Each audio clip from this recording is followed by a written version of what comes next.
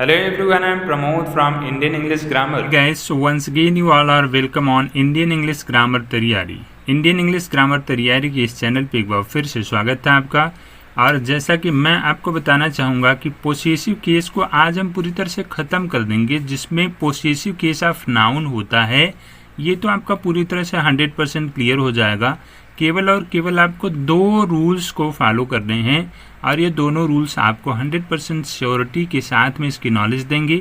चाहे आप किसी कंपटीशन की तैयारी कर रहे हो या किसी क्लास में हो, हर जगह आपके लिए बेनिफिशियल होगा। ऑलराइट, सो गाइज यहाँ पे आप देखेंगे रूल नंबर 1। केवल रूल नंबर 1 को समझना है और पॉइंट नंबर 1 और पॉइंट नंबर 2 को समझ लेना है। इतने से आपका काम पूरा क्लियर हो जाएगा, ठीक है। लेकिन इसके पहले मैं आपको बता दूं कि जो मैंने मेन पेज पर जेनेटिव लिखा था, अपॉस्ट्रॉफी लिखा था, उसके बारे में भी थोड़ा सा जानकारी दे दूं कि जो जेनेटिव होता है गाइज ना, उसी को हम अपॉस्ट्रॉफी का यूज़ भी कह सकते हैं। और उसी मार्क्स को, जो ये निशान लगा होता है ना, यहाँ पर जैसे एक निशान छोटा सा लगा हुआ है, इसी को हम अपॉस्ट्रॉफी कहते हैं। इसी को लगाने को हम पोसेसिव केस भी कहते हैं, ठीक है। तो ये तीनों चारों चीज़ें एक ही हैं। पोसेसिव केस हो या फिर जेनेटिव कह सकते हैं, या फिर आप ओवरऑल इसका अपॉस्ट्रॉफी का यूज भी कर सकते हैं। तो ये सारी चीज़ें एक ही हैं, ठीक है।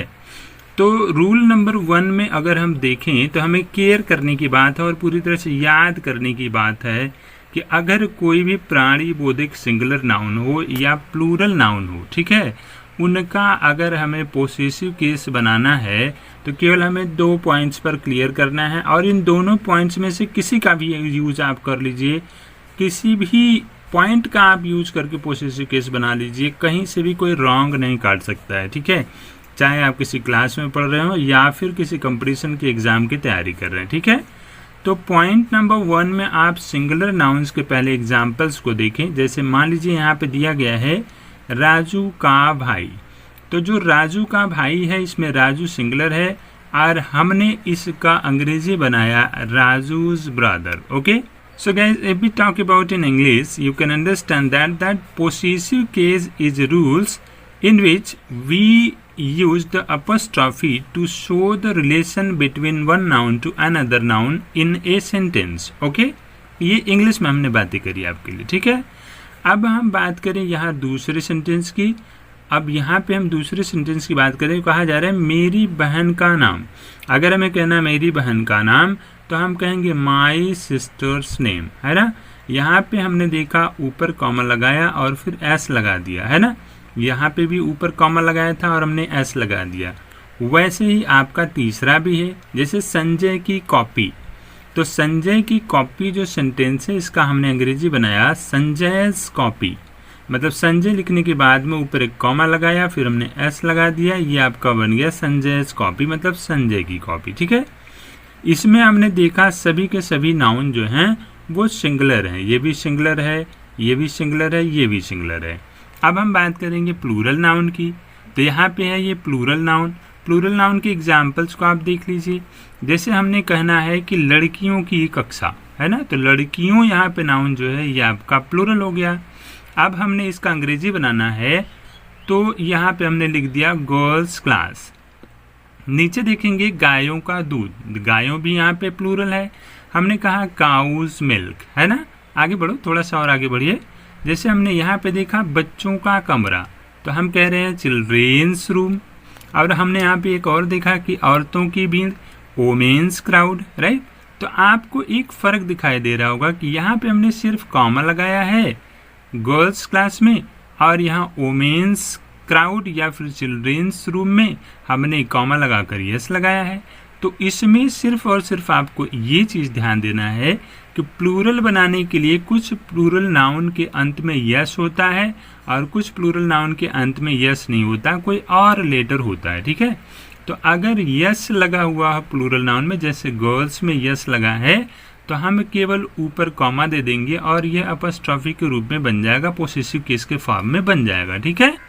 और जिसमें एस नहीं लगा हुआ है, जैसे चिल्ड्रेन हो गया, वोमेन हो गया, तो इसमें हम क्या करेंगे, ऊपर कॉमा दे करके एस जोड़ देंगे, जैसे हमने सिंगुलर के लिए बनाया हुआ था, ठीक है। तो ये दोनों केस तो आपने क्लियर कर लिया, मतलब ये दोनों पॉइंट्स आपने क्लियर कर लिया, है ना। चाहे कोई सिंगुलर नाउन हो, चाहे कोई प्लूरल नाउन हो, उनका हम पोसेसिव केस कैसे बनाते हैं ये क्लियर हो गया। अब एक पॉइंट और क्लियर कर लीजिए यहाँ पे, पॉइंट नंबर 2। ठीक है, तो पॉइंट नंबर 2 में हमें क्लियर करना है कि अगर कोई प्राणी बोधक सिंगुलर नाउन या प्लूरल नाउन हो, है ना, तो उन दोनों का पोसेसिव केस हम दो तरह से बना सकते हैं। आप चाहें तो एक ये अपॉस्ट्रोफी का यूज करके बना सकते हैं, दूसरा रूल आप यूज करते हैं चाहें तो कर सकते हैं द प्लस ऑफ का प्रयोग। ठीक है, द प्लस ऑफ के प्रयोग में बस ये क्लियर करना होता है कि हमें थोड़ा सा बातें उल्टा कर लेना होता है। जैसे हमने यहाँ पे देखा राजू का भाई, तो हम भाई की अंग्रेजी पहले लिखेंगे, फिर बीच में हम ऑफ का के लिए लगाएंगे, फिर हम राजू को रख देंगे। ठीक है ना, तो ये बन जाएगा द ब्रदर ऑफ राजू, बन गया ना। ओके, चाहो तो आप द ब्रदर ऑफ राजू भी लिख सकते हो, चाहे तो आप राजूज ब्रदर भी लिख सकते हो, कोई नहीं काट सकता। ठीक है, अब ये चाहे सिंगुलर हो चाहे प्लूरल हो, जैसे यहाँ पे प्लूरल वाला ले लेते हैं। लड़कियों की कक्षा को आप चाहें तो गर्ल्स क्लास लिख ही सकते हैं, लेकिन आप चाहें तो कक्षा को पहले लिख दीजिए और ये जो लड़कियों है वो बाद में लिख दीजिए, लेकिन बीच में ऑफ लगा दीजिए। हमने बना दिया the class of girls, right. इसी तरह से आप आगे भी देख सकते हैं, जैसे मेरी बहन का नाम, तो मेरी बहन का नाम हमने यहाँ चाहें तो आप माई सिस्टर्स नेम रख सकते हैं, या फिर आप कह सकते हैं नाम को पहले रख लीजिए और बीच में ऑफ लगाइए, फिर हमारा मेरी बहन रख दिया हमने, तो हो गया the name of my sisters, right, the name of my sister, right. अगला हमारा यहाँ जैसे बच्चों का कमरा, बच्चों का कमरा, बच्चे जो है ज़्यादा है, प्लूरल है, तो इसका हम बना सकते हैं द रूम ऑफ चिल्ड्रेन बनाइए, चाहे हम चिल्ड्रेंस रूम बना दें। बस हमें एक चीज़ क्लियर करना है कि अगर हम इस तरह से बनाते हैं तो इसमें हम जैसे भाई को पहले रख रहे हैं या कक्षा को पहले रख रहे हैं, तो उसको रखने के पहले हम द का प्रयोग जरूर करेंगे, अदरवाइज ये आपका रॉन्ग हो जाएगा। मतलब पॉइंट नंबर 2 की तरह अगर आप बनाना चाहते हैं तो इसमें दूसरे वर्ड को पहले रखने के पहले, मतलब राजू और भाई के बीच में जो का है, तो भाई वाले को पहले रखने के पहले हमको द का प्रयोग करना अनिवार्य है। अगर आप ऐसा नहीं करते हैं तो ये रॉन्ग हो जाएगा। और साथ में प्राणी बोधक सिंगुलर नाउन या प्लूरल नाउन का पोसेसिव केस आप ऐसे भी बना सकते हैं या फिर आप ऐसे भी बना सकते हैं, कोई नहीं काट सकता है। ऑलराइट, तो ये तो हो गया आपका रूल नंबर 1। अब आइए रूल नंबर 2 को देख लेते हैं, पूरा खत्म हो जाए आपका। ठीक है, अब गाइस रूल नंबर 2 में क्या क्लियर करना है आपको, बहुत छोटा सा पॉइंट है। जैसे कहा जा रहा है कि मनुष्य और जानवरों को छोड़कर अगर कोई आपका नाउन है जिसका पोसेसिव केस बनाना है तो उसका सिर्फ और सिर्फ एक ही नियम है, जो हमने उसमें पॉइंट नंबर 2 बताया था, उसी तरह से आप बना सकते हैं। अपॉस्ट्रोफी का यूज करके इसका पोसेसिव केस नहीं बनाया जा सकता है, वो रॉन्ग हो जाएगा। ठीक है, तो इसलिए आप इसको क्लियर कर लीजिए। जैसे हमने देखना है कि इस नदी का पानी, तो यहाँ पे नदी जो है नाउन है, ना ये आपका मनुष्य है ना ये जानवर है, मतलब हमने छोड़ दिया, दोनों को छोड़ दिया। तो इसका और इसका संबंध बनाने के लिए हमने कर दिया कैसे, इस पानी को पहले रखा, लेकिन पानी के पहले हमने द का प्रयोग रख लिया, जैसा हमने पीछे बताया।